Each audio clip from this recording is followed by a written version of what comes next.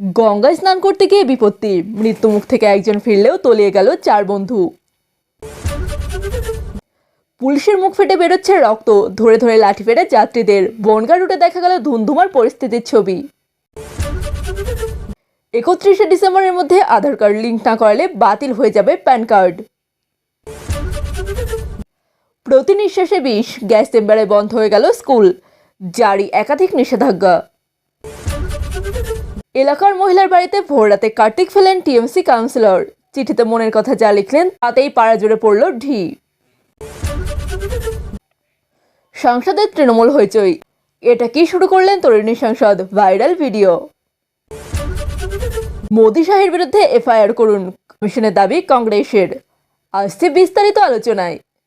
গঙ্গায় স্নান করতে গিয়ে বিপত্তি, একযোগে তলিয়ে গেল 4 যুবক। চাঞ্চল্যকর ঘটনা দক্ষিণ 24 পরগনার নোদাখালী থানার অন্তর্গত বিল্লাপুর 1 নম্বর ফাটক জেসি ঘাটে। রাস পূর্ণিমা উপলক্ষে প্রতি বছরই ঘাটে স্নান করতে দেখা যায় হাজার হাজার মানুষকে। এবারও দেখা গিয়েছে একই ছবি। প্রত্যক্ষদর্শীরা জানাচ্ছেন এখানেই স্নান করতে এসেছিলেন ওই 4 যুবক, কিন্তু স্নান করতে নামার কিছু সময়ের মধ্যেই তলিয়ে যায় 4 জন। মুহূর্তেই শোরগোল পড়ে যায় এলাকায়, বেশ কয়েকজন উদ্ধারের জন্য ঝাঁপিয়েও পড়েন, কিন্তু আর খোঁজ পাওয়া যায়নি ওই 4 যুবকের। ঘটনাটি ঘটে এদিন সকাল 7টা নাগাদ।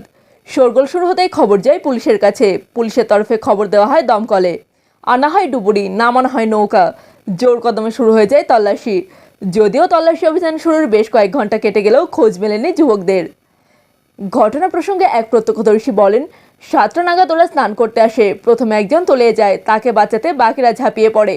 মোট 5 জন তলিয়ে যায়। ঘাটে থাকা লোকজন একজনকে টেনে তুলতে পারলেও বাকিদের পারেনি। প্রত্যেকেরই বয়স 15 থেকে 16-র মধ্যে। দীর্ঘ সময় ধরে তল্লাশি চললেও এখনো কাউকে পাওয়া যাচ্ছে না। আসছে পরবর্তী খবরে। যাত্রীদের অভিযোগ ছিল দীর্ঘদিনের, আর শুক্রবার সকালে শুরু হয় বিক্ষোভ। থামিয়ে দেওয়া হয় আপ ও ডাউন লাইনে 2টি ট্রেন, আর তার জেরেই স্তব্ধ হয়ে যায় রেল পরিষেবা। দীর্ঘক্ষণ বন্ধ থাকে বনগাঁ লাইনের ট্রেন চলাচল। আর সেই বিক্ষোভ পুলিশ তুলতে গেলে ধুন্ধুমার পরিস্থিতি তৈরি হয় অশোকনগর স্টেশনে। যাত্রীদের দাবি, মাঝেরহাট স্টেশন পর্যন্ত যাওয়ার কথা থাকলেও বেশিরভাগ সময়ই ট্রেন যায় না, অন্যান্য স্টেশনে নামিয়ে দেয় যাত্রীদের। হয়রানির শিকার হতে হচ্ছে বলে অভিযোগ তুলে যখন বিক্ষোভ চলছিল তখন রেলগেট পড়ে যায়, অবরুদ্ধ হয়ে যায় যশোর রোডও। অফিস টাইমে নিত্যযাত্রীরা আটকে পড়েন রেলপথেও রাস্তাতেও। পুলিশ ও আরপিএফ ঘটনাস্থলে যায় বিক্ষোভ তুলতে। এরপরই তৈরি হয় ধুন্ধুমার পরিস্থিতি। রীতিমতো লাঠিচার্জ শুরু করে পুলিশ। পুলিশকে লক্ষ্য করে পাল্টা ইট ও পাথর ছোড়া হয় বলে অভিযোগ। মুখ ফেটে যায় সাব ইন্সপেক্টরের, রক্তাক্ত অবস্থায় হেলমেট খুঁজতে দেখা যায় তাকে। একাধিক যাত্রীকে লাঠি দিয়ে মারধর করা হয়। ধুন্ধুমার পরিস্থিতি তৈরি হয় রেল স্টেশনে। একাধিক যাত্রীকে আটক করা হয় স্টেশন থেকে। 2 থেকে 3 ঘন্টা পর উঠে যায় অবরোধ, স্বাভাবিক হয় ট্রেন চলাচল। তবে আদতে কোনো সুরাহা হলো কিনা সেই প্রশ্ন তুলছেন অবরোধকারীরা। আসছি পরবর্তী খবরে।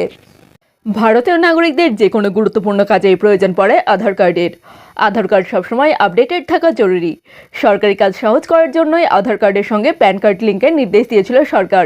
সেই ডেডলাইন প্রায় শেষের পথে। এর নির্দিষ্ট সময়ের মধ্যে যদি আধার কার্ড প্যান কার্ড লিঙ্ক না করান তবে কি হবে জানেন?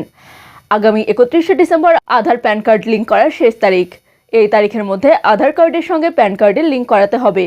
বিভিন্ন রিপোর্টে বলা হচ্ছে, যদি 31শে ডিসেম্বরের মধ্যে আধার কার্ডের সঙ্গে প্যান কার্ডের লিঙ্ক না করানো হয় তবে সরকারের তরফে প্যান কার্ড ডিঅ্যাক্টিভেটেড বা বাতিল করে দেওয়া হবে। সত্যিই কি তাই? বিভিন্ন চার্টার্ড অ্যাকাউন্ট ও বিশেষজ্ঞরা বলছেন এই তথ্য ভুল। আধার কার্ডের সঙ্গে প্যান কার্ডের লিঙ্ক করানোর শেষ তারিখ ছিল 2022 সালের 31শে মার্চ, অর্থাৎ 1 এপ্রিল থেকেই প্যান কার্ড ইনঅপারেটিভ বা নিষ্ক্রিয় হয়ে গিয়েছে। তবে এই নিয়ম কার্যকর হয়েছে 2023 সালের 1 জুলাই থেকে, অর্থাৎ 30 জুনের মধ্যে যারা আধার প্যান লিঙ্ক করাননি তাদের আধার কার্ড ইতিমধ্যেই নিষ্ক্রিয় হয়ে গিয়েছে। এবার কি হবে?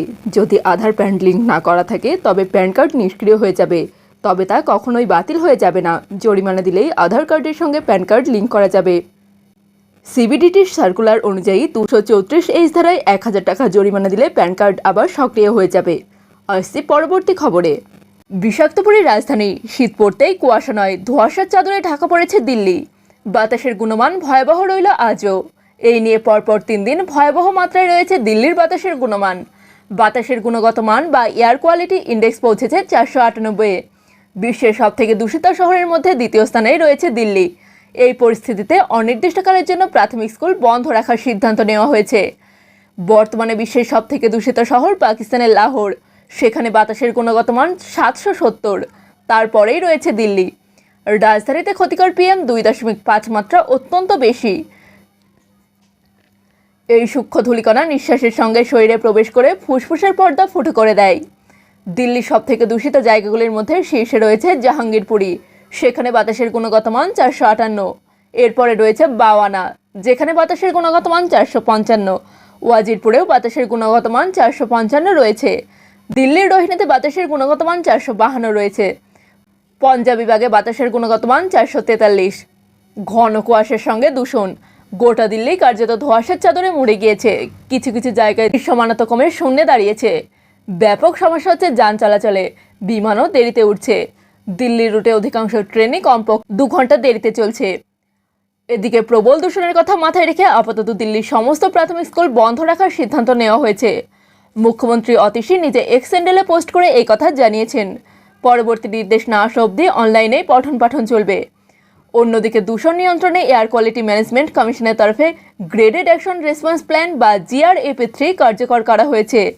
পরবর্তী পদক্ষেপ ঠিক কী হবে তা ঠিক করতে ফের আজ বৈঠকে বসছে দিল্লি সরকার।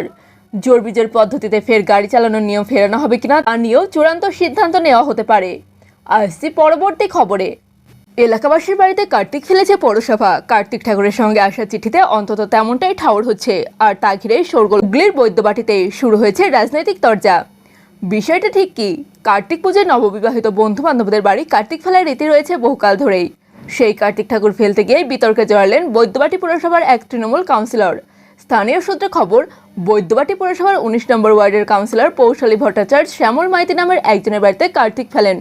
সঙ্গে ছিলেন কাউন্সিলরের অনুগামীরাও। কার্তিক ঠাকুরের সঙ্গে দেওয়া একটি চিঠি ঘিরে বিতর্ক দেখা যায়। যা লেখা রয়েছে কাউন্সিলরের প্যাডে, সেখানে আবার লেখা পুরসভা অনুমোদিত। কাউন্সিলর নিজেই ফেসবুকে পোস্ট করেছেন। পোস্ট হতেই শুরু হয় বিতর্ক। এইভাবে পুরসভার প্যাডে এই ধরনের কাজ করা যায় কিনা তাই নিয়েই প্রশ্ন তুলছে বিরোধীরা।